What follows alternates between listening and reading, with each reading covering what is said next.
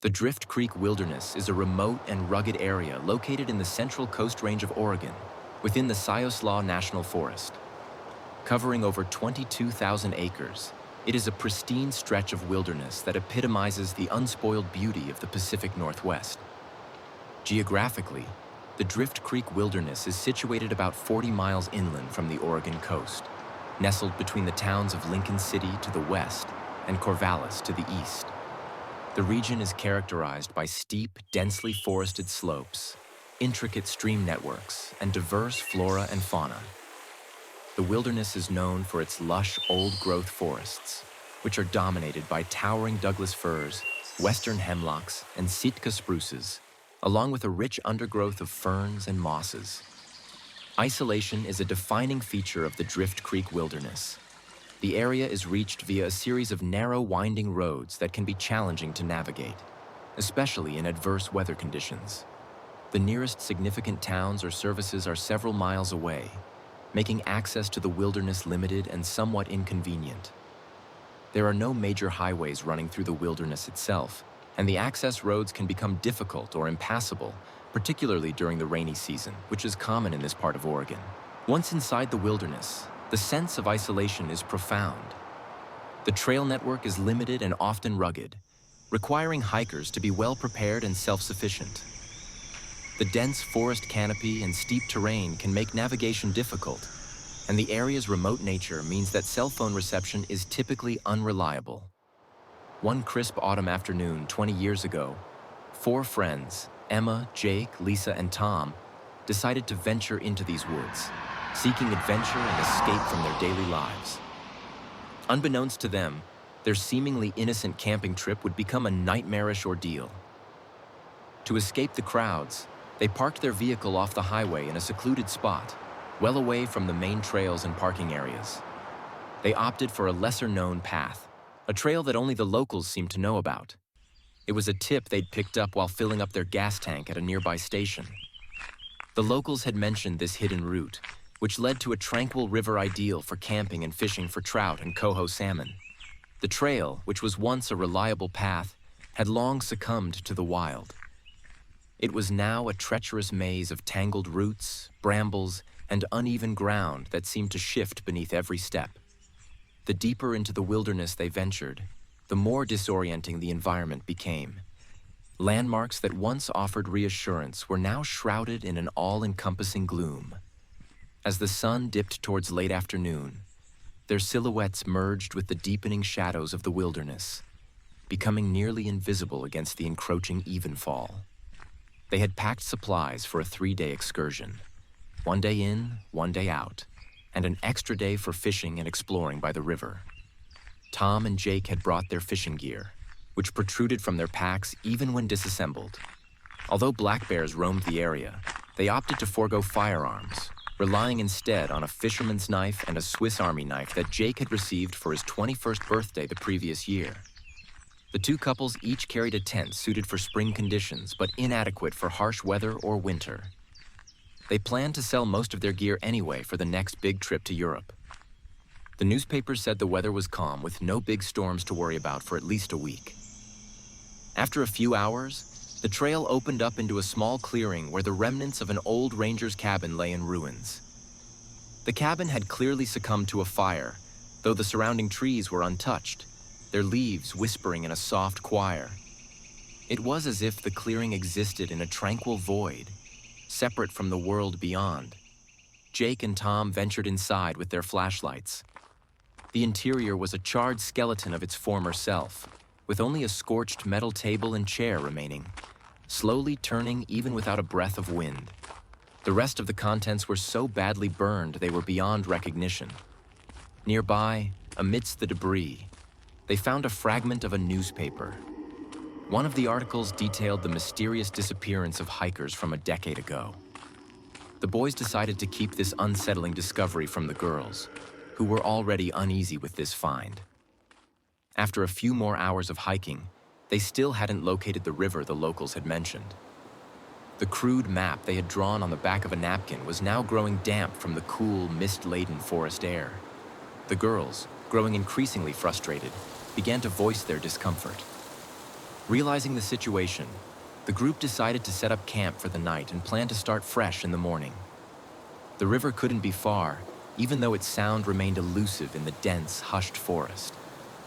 They chose a flat, clear patch of ground for their camp, avoiding the encroaching trees. Fallen logs and scattered rocks provided useful material for starting a fire. After 30 minutes of effort, they had their tents set up facing each other, with just enough space between them for the campfire. As nightfall began to envelop the area in darkness, they finally managed to find some somewhat dry wood. Using moss for kindling, they successfully sparked a fire. They gathered around it, grateful for its warmth and light as the last rays of daylight faded completely. They prepared a simple meal of eggs, salami, and potatoes, cooked over the open fire. As they ate in silence, the only sounds were the soft crackling of the fire and the eerie creaking of the Douglas firs surrounding them. They had initially planned to sing campfire songs and enjoy miniature bottles of Jim Beam and howl at the moon, but the unsettling atmosphere of the woods had dampened their spirits. The forest's oppressive silence seemed to discourage any noise, as if the very act of speaking too loudly might attract something more menacing than just bears lurking in the darkness. Emma, Jake, and Lisa wished each other good night while Tom stayed behind to tend the campfire.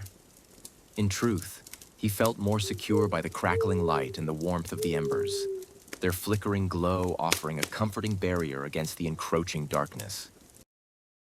As nightfall descended, the forest came alive with a symphony of sounds, the rustling of leaves, the distant call of an owl, and an unsettling whisper that seemed to drift on the wind.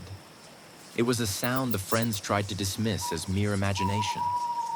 Within the safety of their tents, the whispering grew louder, more distinct. It was as if the forest itself was speaking in hushed tones, sharing secrets meant to unsettle the soul. Despite the noise, they eventually succumbed to the welcome embrace of sleep. Lisa jolted awake in pitch darkness, disoriented and alone. The tent was gone, and she lay on the cold, uneven forest floor with only a flashlight clutched in her hand. She called out for help, but her cries were swallowed by the rustling wind through the trees. She ventured into the Stygian void, her flashlight slicing through the oppressive night as she searched for the others and a way out. The whispers seemed to trail her, their murmur growing clearer yet remaining maddeningly indecipherable. Her heart pounded in her chest as she scanned the eerie, shadowy landscape, every rustle and creak amplifying her sense of dread. Amid the never-ending trees, Lisa discovered a weathered symbol etched into the bark of an ancient oak. The symbol was archaic, its meaning obscured by the passage of time, but its presence alone sent a shiver down her spine. It appeared centuries old, and though she couldn't decipher it, its ominous aura felt like a dire warning, a sign that had arrived too late for the damned. She nestled into the space between the roots of a moss-covered tree, seeking refuge and hoping the relentless whisperings would finally cease. Exhausted and desperate for peace, she drifted off to sleep, cocooned in the tree's ancient embrace. When she awoke again, it was morning, and she was back in her sleeping bag in her tent next to Tom. Lisa's account of the symbol to the rest of the group that morning did little to ease their anxiety. They attempted to brush off the incident as just a bad dream, as all their nerves were still a little frayed. She tried to find the same tree with the symbol and prove it was real, but her search was ultimately fruitless. They decided to pack up and keep going to the river, desperate to save what was left of their trip. Emma thought she had heard the sound of a stream, so they decided to follow her deeper into the wilderness. With each step, the forest seemed to come alive with an almost malevolent presence. After several more hours of pushing through dense underbrush and tangled roots, the sound of a river grew clearer. When they finally emerged from the dense bush, they were greeted to the sight of a fresh water stream just as had been promised to them. They celebrated for a moment by drinking from the fresh, cool waters. While the boys busied themselves setting up camp again, Lisa wandered along the right bank of the river. There, she discovered the remnants of an old campsite. The ground was still blackened from a long extinguished campfire, and the faint outlines of where two tents had once stood could be discerned. There was a disused cooler by the old campsite, and kicking it open, she found some decomposing fish that she quickly closed. A short distance away, she found signs of a desperate past. Spent flares and a tarpaulin tied to a stick, evidence that someone had been stranded long ago and had tried to signal for help. As she walked back to camp, Lisa noticed someone had written a message in the mud with a stick, and quite recently, it read, "In this place, the dark will dwell, a land where no light dares to swell. Keep away from cursed ground, or forever lost shall you be found." Lisa raised the alarm, gathering everyone at the spot where she had found the message. The boys looked concerned at first, but their worry turned to confusion when Emma admitted she had written it as a joke to relieve the stress from the previous night. She apologized, struggling to keep a straight face, and the boys, despite their initial concern, found it amusing as well. Frustrated, Lisa erased the message with her boot and stormed off. Feeling hurt and betrayed, Lisa chose to keep her distance for the rest of the day, observing from afar as the others fished by the river. As the sun began to sink toward the horizon, a chilling sense of unease settled over her. The skin on her arm prickled with the unsettling feeling that something was amiss, as if a storm was brewing just beyond the edge of the encroaching dusk. The sky darkened ominously, thickening into a swirling, darkening shade. Without any warning, the clouds fractured and released a torrential downpour, as if the heavens had opened their floodgates. The boys, caught off guard, dropped their fishing rods with a clatter and scrambled for cover beneath the nearby trees. Just as they sought refuge, a brilliant flash of lightning streaked across the sky, followed by a deafening clap of thunder. It became starkly clear that hiding under the trees was not the safest choice. They hurriedly retreated to their tent, seeking shelter. Inside the cramped, hastily assembled refuge, the storm raged all around them with relentless intensity. The wind howled through the tent's fabric, its gusts finding every crack and crevice, making the already tense atmosphere feel even more claustrophobic. Thunder continued to rumble, its deep vibrations resonating through the relentless roar of the rain.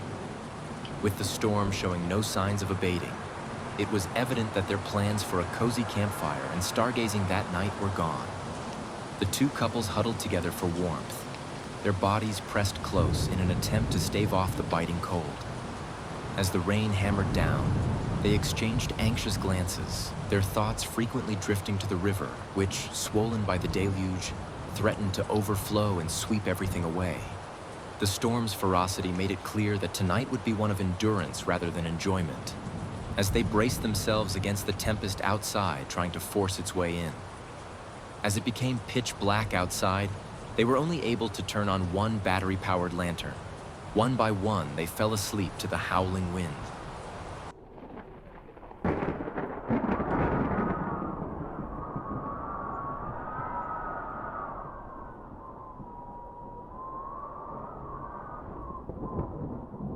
It was Jake that woke up first, just past midnight. He turned to find Emma was gone. His heart pounded as he noticed her pack and hiking shoes hadn't been touched, but she was nowhere to be seen. Jake quickly roused the others, raising the alarm about her disappearance. The rain had stopped, but a strong wind had taken its place while the thunder continued to rattle through the wilderness like a ceaseless train on its tracks. Jake unzipped the tent and called out for Emma, but the only response was the eerie, mournful wail of the wind. The three friends quickly made up a plan to go find her together. They got together what gear they could, warm coats and flashlights, and left their safe refuge to search for her. Panic surged as the friends struggled to orient themselves in the darkness of the forest. The once familiar terrain had transformed into a nightmarish labyrinth, each shadow and rustle amplifying their fear. The wind roared louder, its chaotic howls seeming to spur them on in their desperate search. Leaving the relative safety of their camp behind, they called out Emma's name, their voices barely cutting through the relentless cacophony of the storm. A blood-curdling scream pierced the night. Without hesitation, Jake sprinted toward the sound, plunging into the thick underbrush and leaving Lisa and Tom behind. When Lisa and Tom finally reached the same spot, Jake was nowhere to be found, and the scream had abruptly stopped. Their flashlights swept through the darkness, desperately searching for any trace of Jake. But the darkness seemed to absorb their light, pushing back with an almost tangible force. Disoriented and utterly lost, Lisa and Tom realized they had no idea how to navigate back to camp. The woods around them seemed to close in, amplifying their sense of helplessness. Their flashlight beams appeared to dim, and the shadows only seemed to deepen. As they struggled to regain their bearings, a new sound pierced the night. A spine-chilling scream that rode the wind, unmistakably inhuman and growing steadily closer. Panic surged through them. Jake's grip tightened around Lisa's hand as he pulled her along, their breaths coming in ragged gasps. Their flight through the forest was chaotic. The ground seemed to shift beneath their feet, roots and branches reaching out to hinder their escape. The screams turned to whispers pursuing them, growing louder with each step. The forest itself seemed to close in around them, its shadows shifting and writhing. They didn't stop running until the first light of dawn began to push through the remnants of the night storm, giving way to a soft morning mist and a hazy early light. Exhaustion had overtaken them, and they could only manage a slow, labored walk, their legs feeling as heavy as logs. The eerie whispers and screams were now far behind, replaced by the gentle, reassuring sounds of the forest, like a calming white noise. Desperate for help, whether from a ranger station or other hikers, they stumbled forward. Then, just beyond the tree line, they spotted it. Unmistakable and familiar, the main road they had driven in on. They followed the road for a few hours, grateful to be out of the forest and inching closer to civilization. The early morning was still too quiet for any traffic beyond the occasional truck driver, and they saw no cars passing by. Then, as they rounded a bend, they came across a very welcome sight. Their vehicle, the same one they had parked a few days ago before their hike.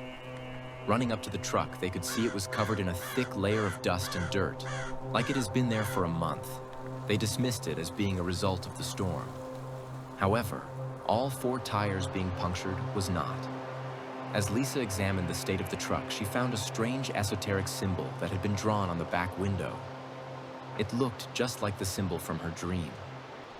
Tom tried to start the truck anyway, but it wouldn't even turn over. After popping the hood, he could see why. Most of the electronics had been ripped out, including the spark plug. They were well and truly stranded.